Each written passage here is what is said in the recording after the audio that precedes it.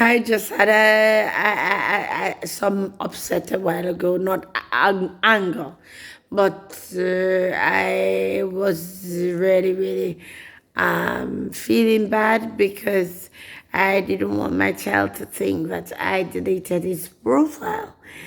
And as I felt bad until I spoke to him, or I'd spoken to him, I felt better because I love my child, and my child, not that he is, the only child that is special. He's just a normal child, but the thing that he has came out of the canals of my womb. That's why I love him. And if I can love other people's children and other adults, what says my child, that is the flesh of my flesh and the bone of my bone.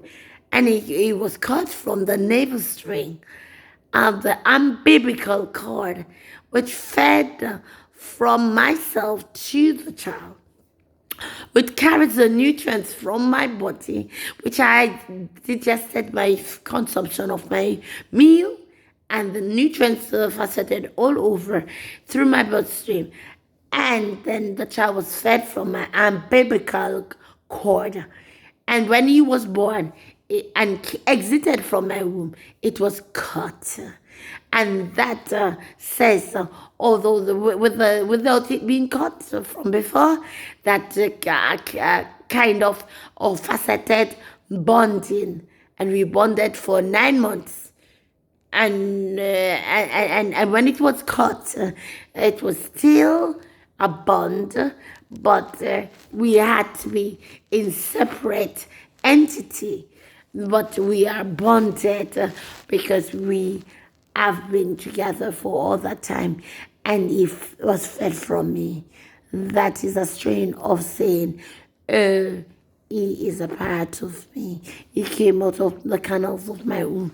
He was knitted within my womb, and every facet of his body became it became unto him, and became a whole person, from fetus, from egg and sperm come together, became a fetus, and from a fetus to a baby, and from a baby exited to an infant, and from an infant to a toddler, and from a toddler be one kind of what would a person, the child reaches from formative years to the start of formative years to the peak of formative years, then to puberty, then to adolescent, then to teenager, and then to adult, and then to middle age, and then to seniors. Oh, he has not reached that way. Lord, I'm just telling the process of a human being, the different stages of their lives. And then Jesus has made us in that facet. And so we will, each stage of our life that we are at, we should appreciate such stage and make the most use of it. And I'm imploring everyone out there to make use of their lives and live it to the utmost, at the optimum functionality of one's life is indeedly supposed to be paramount. And that's how Jesus, God, has created us. And that is the creation, and then through birth, the first creation, that was Adam. And then a rib was taken from Adam, and then it was cohabited and cohabited then she was kind of stemmed from that, and then they go on to production of children through having sexual intercourse as being married persons. And then from that, generation to generation. That's why we are here. And we were born in God's image. In the likeness of God, did he create man, male and female, man, woman, boy and girl. So we don't have the Darwinism theory. Oh, the fittest will survive. And some people come from like the animal kingdom, and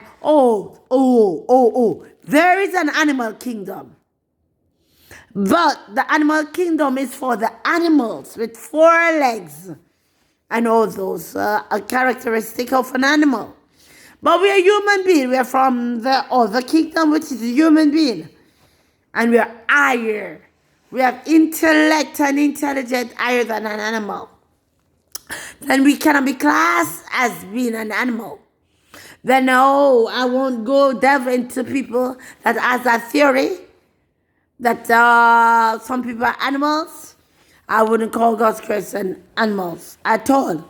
They have 2 feet, 2 legs, 2 feet, 2 hands, 2 nostrils, a nose, 2 eyes, 2 ears, and all the list goes on. That and has a reproductive system, and they give birth to infants, which is a human being. And they have DNAs. And let me think of something that an animal doesn't have that a human being has.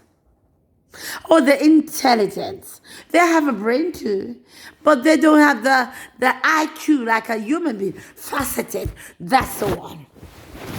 That's the one, the IQ. Animals don't have human being IQ. They're sensible, but the human being has an IQ intellectually given to them. And that means we cannot be called animals. We're all human beings. That means we should take care of each other, love each other. God is love. And as his children, his creation, we should exercise patience. We should exercise love and display love. Love, love, love. Not all characteristic of love in that. So let me expatiate here. You can love your spouse like you would have loved, you love your girlfriend like you would have loved your spouse. And you can love your girlfriend as how you love your parents. You can love your girlfriend as how you love your child. And the list goes on. Then there are different categories of love. But they all spell love. Love. Then I just want to let you know that I would implore people to stop being unkind and ingenuine to people, and I've also plotted to destroy people. People are people. People are loving people. And if if they are innocent, then they deserve what they deserve. In that, they deserve life. Oh, a song said there's life for you at this time. Life in all facets. Life, life, life to be lived. Life is living. And I ask you to just exercise love. Love. Jesus has such unconditional love. That's why he gave up his life for humanity. That's many thousand years ago. And because he wanted the world to be a better place. for you and for me. That's why he gave his life for us, for Adam's fallen race. Being the second Adam, the first Adam has messed it up. Then he came as the second Adam. And he came for the sole purpose of redemption plan. What a redemption plan. He has redeemed us from our many years of sin. That we were born and shaped in iniquity. And in sin our mothers did conceive us. Although my parents were married and as Christian. But we were born in sin anyway because they have the Adamic nature of sin. And because it came through an egg and a sperm, it was not like when Jesus was born many thousand years ago.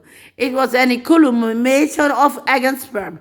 It was a divine nature of his birth. Then that's why he had no sin. But like us, there was a egg there, split open, and then the sperm got that, and it became a fetus, and all that. Then that's why sin came in, because there was sexual intercourse. Although the bed was undefiled if the person was married, and plus a Christian, like my parents and others. And like that of me, my bed was undefiled when I brought forth that child. Then I pray that you just continue to love each other. Let this world be a better place. Let this world be a better place for you and I. Not you and me. Proper, standard, impeccable English language. You and I. Proper grammar. But sometimes people say you and me. Anyway, I'll come back to you. Take care for now. I'll see you when I see you again.